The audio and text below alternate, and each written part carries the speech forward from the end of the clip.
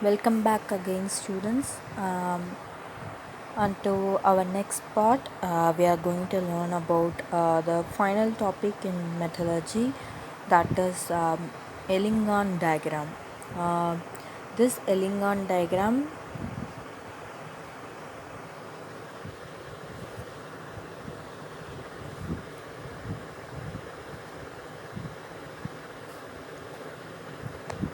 Ellingham diagram. Why we are going for Ellingham diagram? Ellingham diagram describes the thermodynamic principle of metallurgy.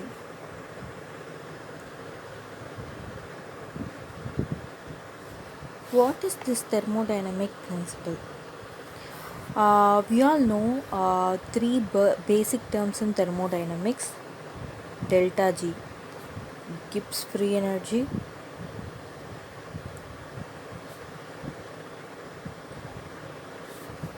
delta H, enthalpy; delta S, entropy. These three are important characteristics of a thermodynamics, and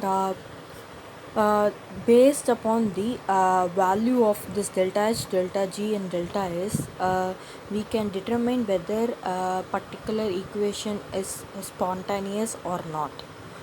Um, Basically, we consider delta G. If delta G is negative, the equation is spontaneous. The particular equation is spontaneous equation. If a equation is spontaneous, it is more advantageous to do so many procedures or so many mixtures like that, so on. So why we are studying thermodynamic property in metallurgy? Why we are studying physical chemistry in inorganic chemistry? The reason is that we are using reducing agents in order to extract metals. We have studied before itself. We are using some reducing agents in order to extract metals, but not every time reducing agents will extract you the right metal. So, in order to know about more about the chemical properties of the reducing agent, we are studying this Ellingham diagram.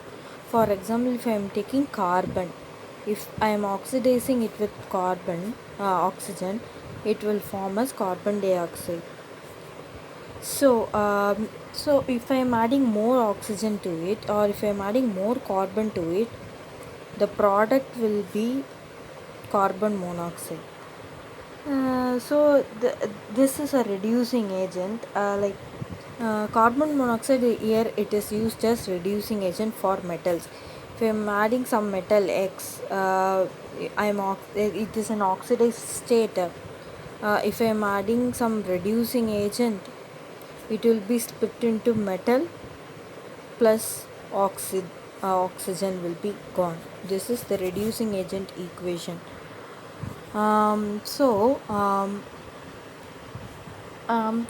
This is the major thing. So the reducing agent we are adding, this should be selected in such a way delta G should have a negative value. It should have a negative value so that the equation will be spontaneous. So I will show you the following. Ellingham diagram. What is the scientist Ellingham? The chemist is Ellingham. His name is Ellingham. What he did, he created a graphical representation. He created a graphical representation of he created a graphical representation of which reducing agent should be used for which metal for the extraction. So he created a graph procedure In that he took temperature temperature in the x-axis and delta G minus RT ln P. Here this is called as Gibbs free energy equation.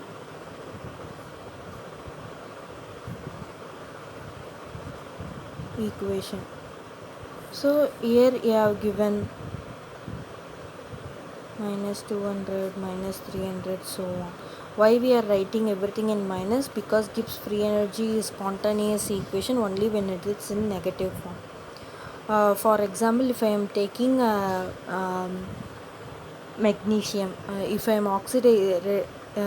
I'm using magnesium with some reducing agent. Okay, I'm going to reduce if I am putting magnesium with oxygen, it will form 2 magnesium oxide.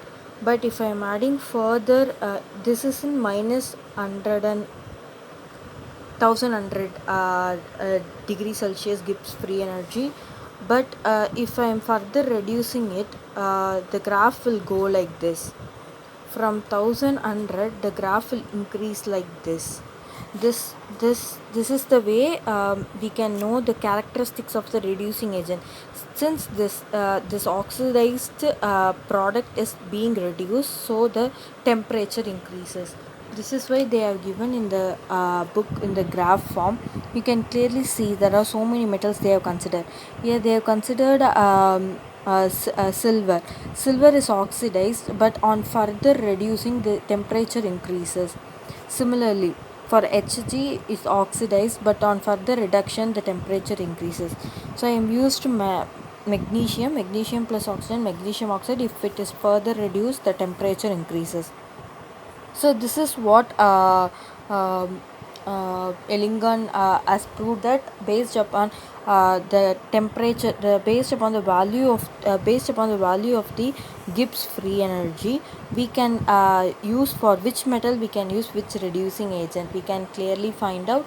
That's what Ellingen diagram is all about. Choosing the right reducing agent for large negative G value, negative delta Gibbs energy value. So there are some observations we have found in Ellingen diagram. What are the observations we have found in Ellingen diagram?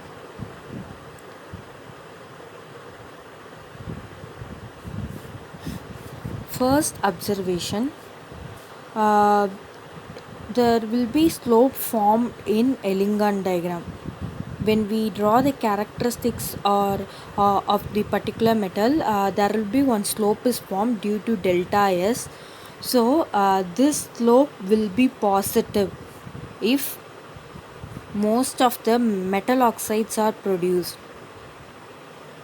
If most of the metal oxide formed means we will get positive. So we can clearly find out that if the product is metal oxide, so if the delta the slope is positive, if it's not in negative, the slope is in positive, we want only negative for Gibbs free energy. But if the slope is positive, then we can clearly say that that is a metal there is a metal oxide formed in the due to the randomness in the equation. So second one, like if there is a state, suppose the slope is in straight line, with negative slope. If the slope formed in negative region, then we can clearly say that carbon monoxide is formed. We can clearly say that the reduced reagent is carbon monoxide. Carbon monoxide is formed only when the negative straight slope is formed. So the next observation, when delta G will be positive, only when metal oxide is formed. Delta G will be negative at a particular temperature. Delta G will be negative at particular temperature, but suddenly it becomes 0, and again suddenly it will turn to positive. This is due to the step by step formation of metal oxide. That is the third observation. Fourth observation is that sudden change in slope. Sudden change in slope. Sudden change in slope usually becomes due to metal oxide, but if it suddenly changes, that state is called as phase transition. Phase is called as phase transition. This phase transition can be melting or evaporation. Both of the process depends upon the metal or non-metal we are using for extraction.